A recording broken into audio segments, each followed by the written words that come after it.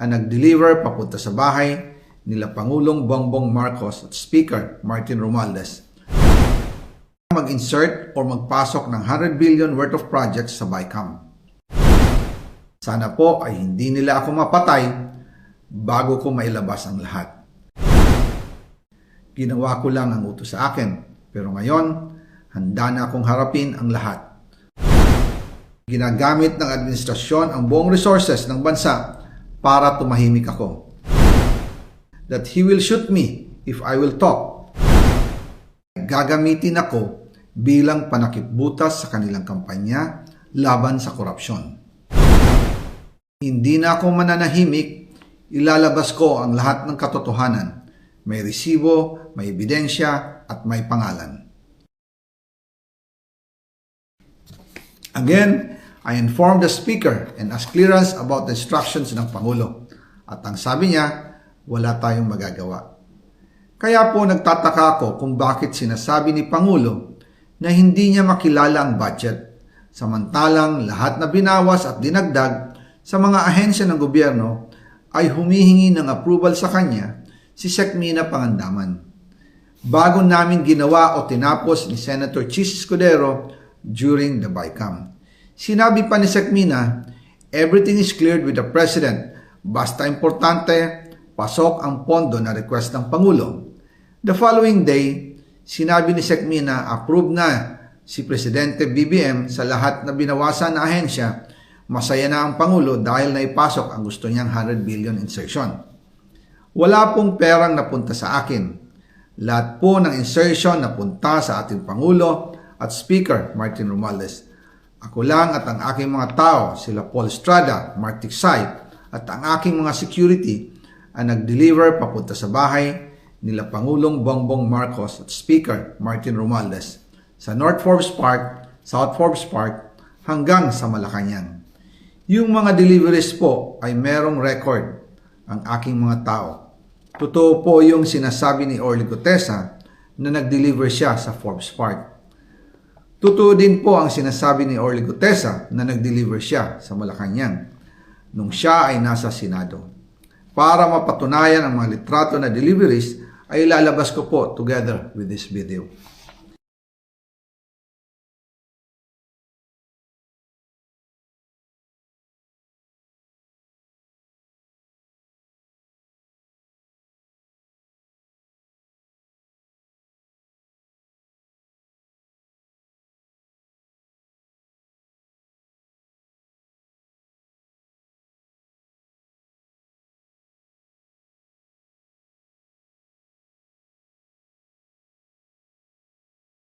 After po ng approval ng budget sa General Appropriations Act of 2025, nagtanong po ako sa DPWH kung magkano ang kailangan na ibigay sa Office of the President o ang SOP na bigayan.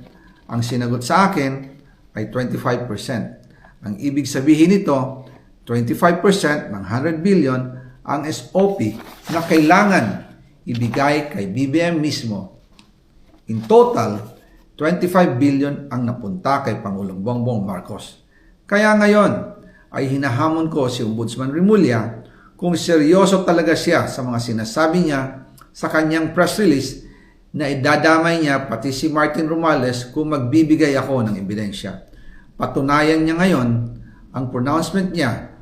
Imbestigahan niya ang fraternity Brad at ang kanyang kaibigan na si Speaker Martin Romualdez kung talagang tutupad siya sa tungkulin niya. Imbestigahan din niya si President Bongbong Marcos. Sabi nga ni BBM ng SONA, let's do it right at mahiya naman kayo, hindi po ba? Nananawagan din po ako sa Senado na imbestigahan ang 100 billion insertion ni Presidente. Alam ko po na hindi gagawin ni Ombudsman Remulla ang hamon ko. Pero magaling ang Senado sa investigasyon at ako ay naniniwala na dahil sa kanila, lalabas ang katotohanan.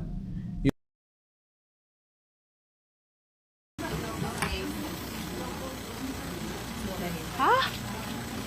RTVN. Live by RTVN.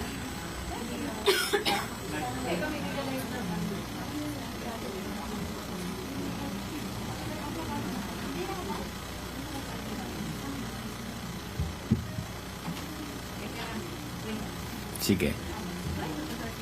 Ang humarap po mismo, mga kababayan, PCO Secretary Dave Gomez po mismo, ha? Akala ko si Auntie Claire. Yan po mismo. Ang nakikita nyo po na magpe-press con ngayon at sasagot ay si Secretary Dave Gomez. At ano ba, ang kanyang official statement may kinalaman po sa bagay na ito at direkta nga bang sasagutin? Pakinggan na natin. Completely without basis in fact. All the charges leveled against the President are pure hearsay. Let us not forget President Marcos Jr. himself exposed all these flood control anomalies and has taken numerous steps since to ensure that the guilty are brought to justice, the stolen wealth recovered, and the system is fixed to avoid any of this from happening again. Rep. Saldico should come back to the country and sign everything he said under oath with the proper judicial authorities. Thank you. Secretary Amina Pangandaman of DBM.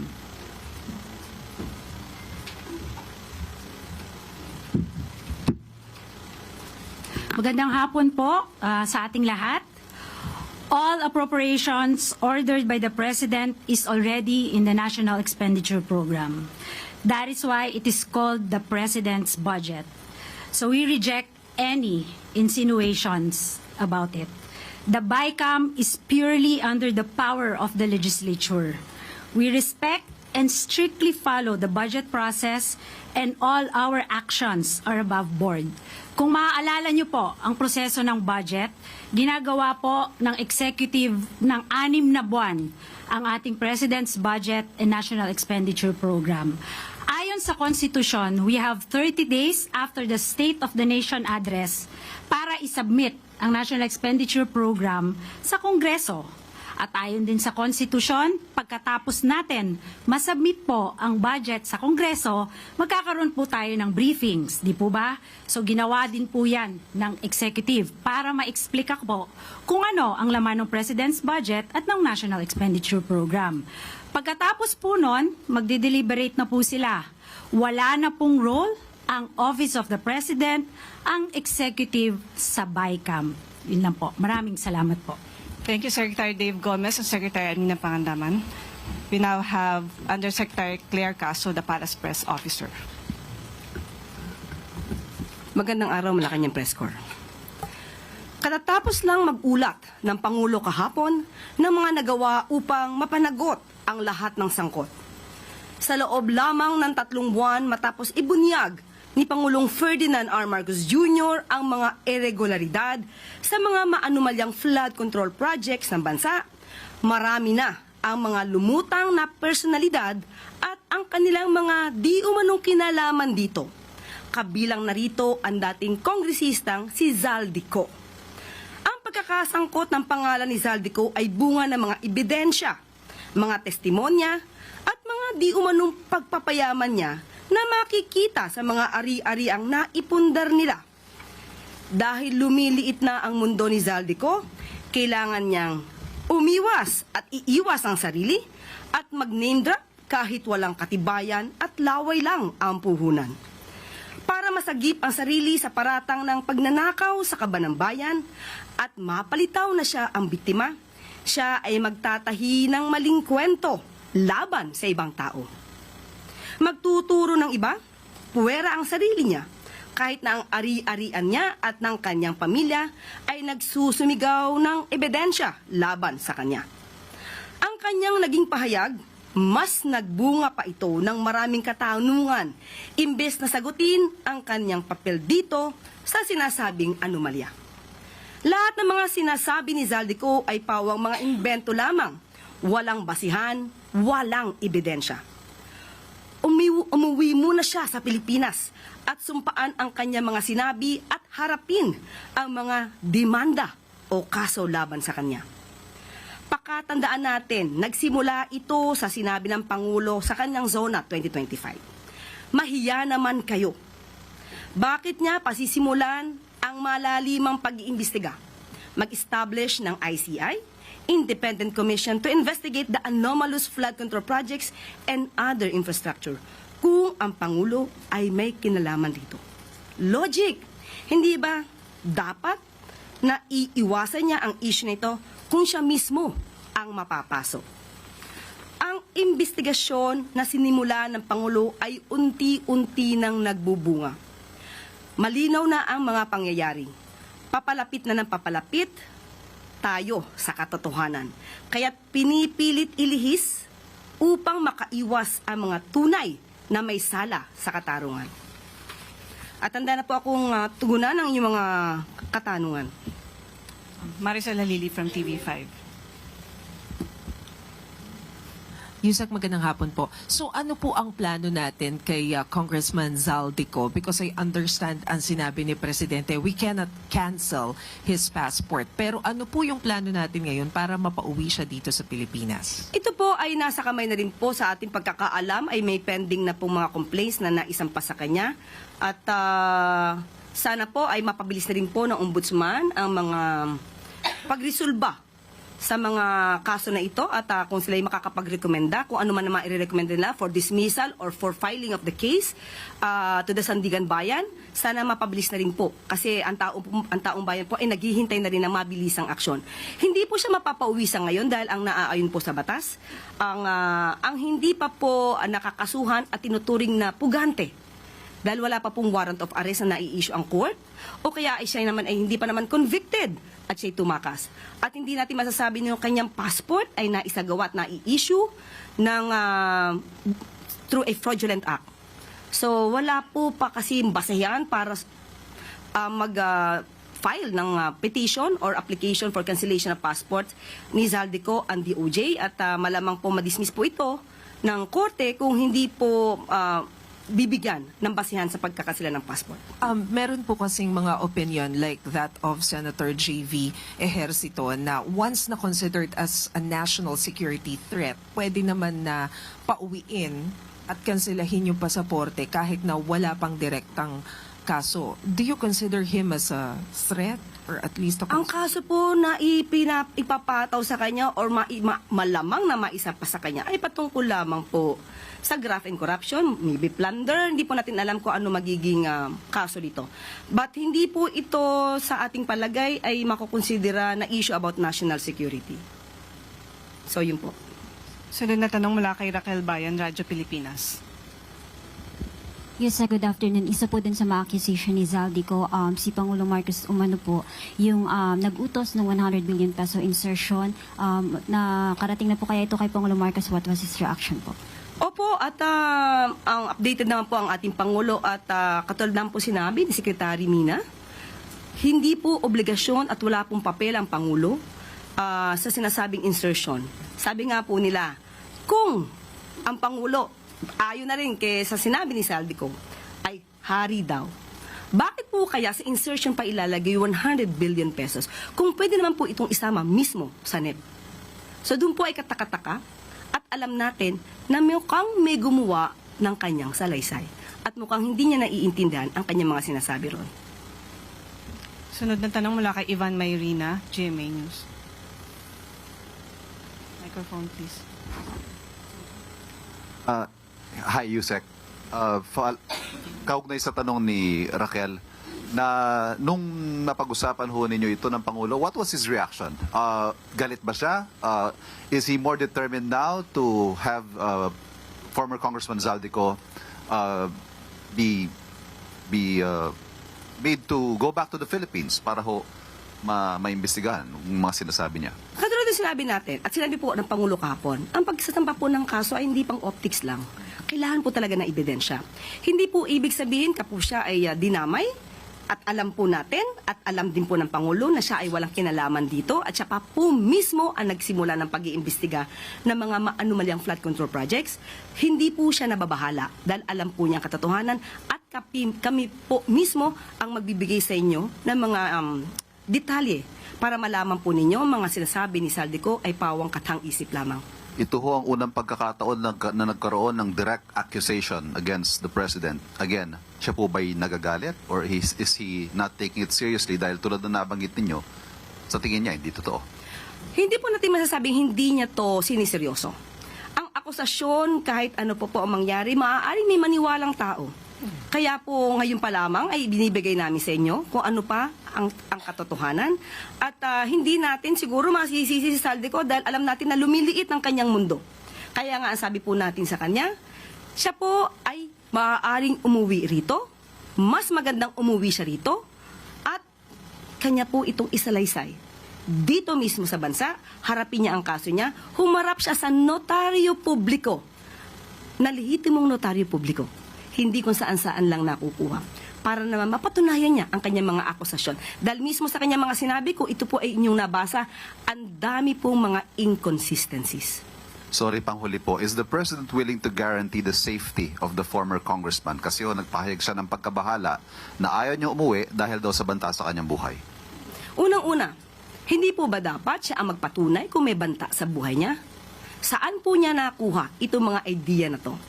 Nung umuwi po ba siya dito, or rather, nung siya ba ay umalis, may pagbabanta na sa buhay niya, nasa na mga records na masasabing may nagbabanta sa buhay niya. Dapat niya po munang patunayan yan bago niya ibuka ang kanyang bibig. Sunod na tanong mula kay Eden Santos, Net 25. Yusek, ano po yung naging dahilan ni Kong Saldico, bakit siya biglang bumaliktad at itinuro ang Pangulo at si former Speaker Martin Romualdez dito po sa korupsyon sa flood control projects?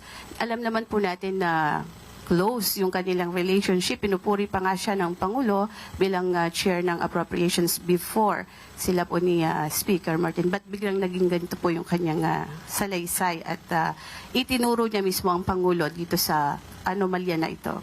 Unang-unang po, parang wala naman po ako masasabi na sila ay close. Wala po ako nakikita kung gaano ang closeness nila.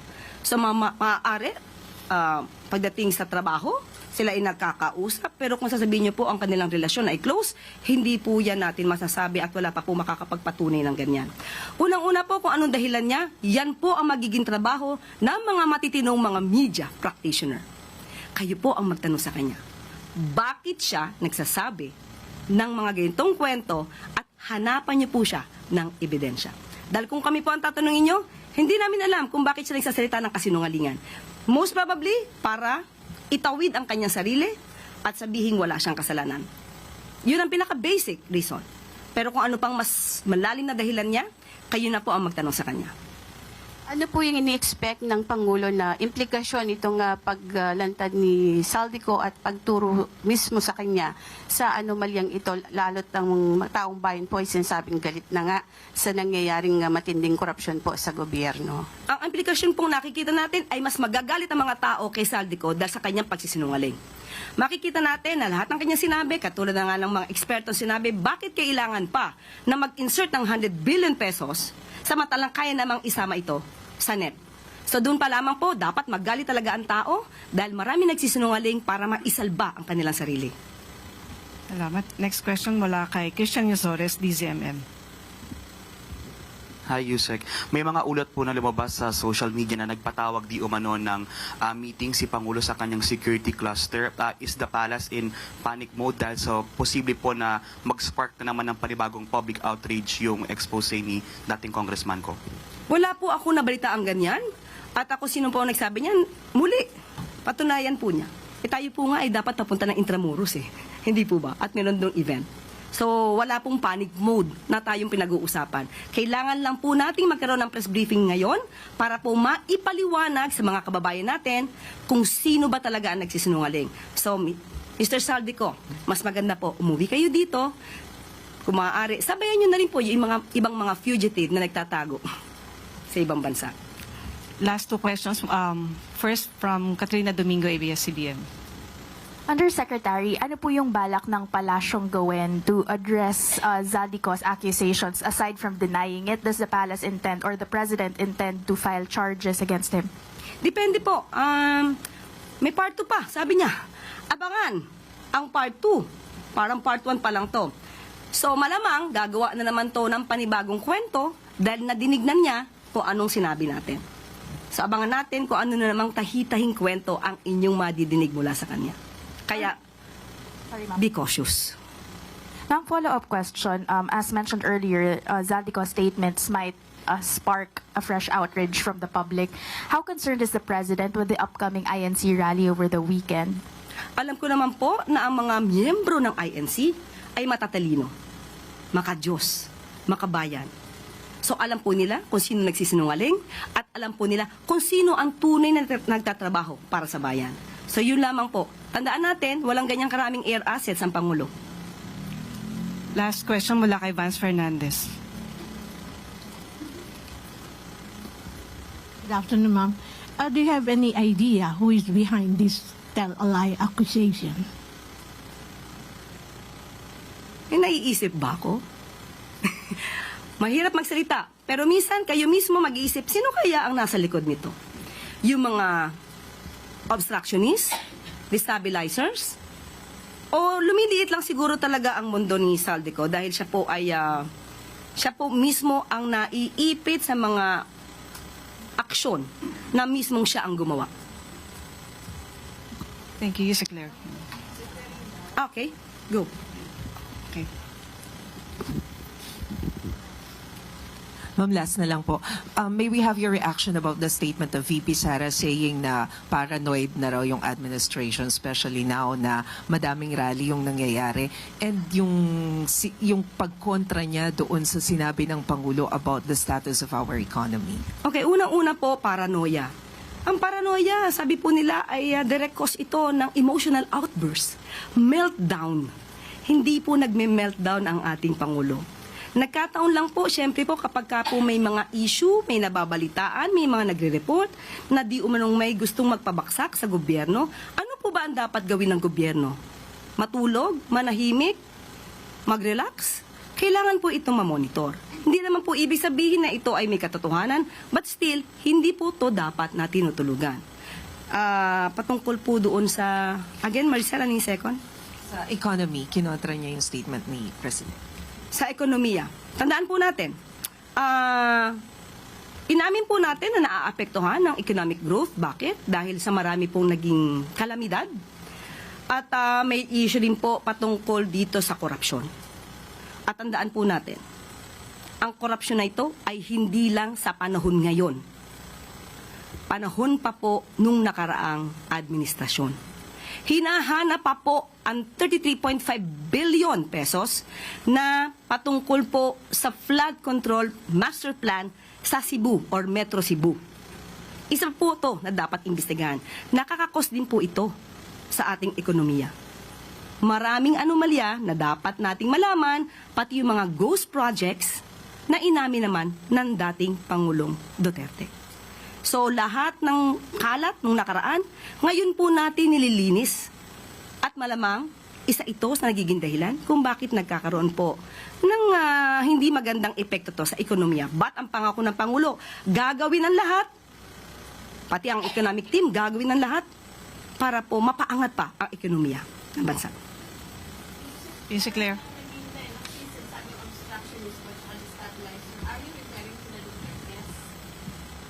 Kung ituturing na maraming tao na sila, maaaring sila. Thank you, Malacanang Press Corps. Maraming salamat, Malacanang Press Corps, at sana po ay maging maayos ang ating weekend.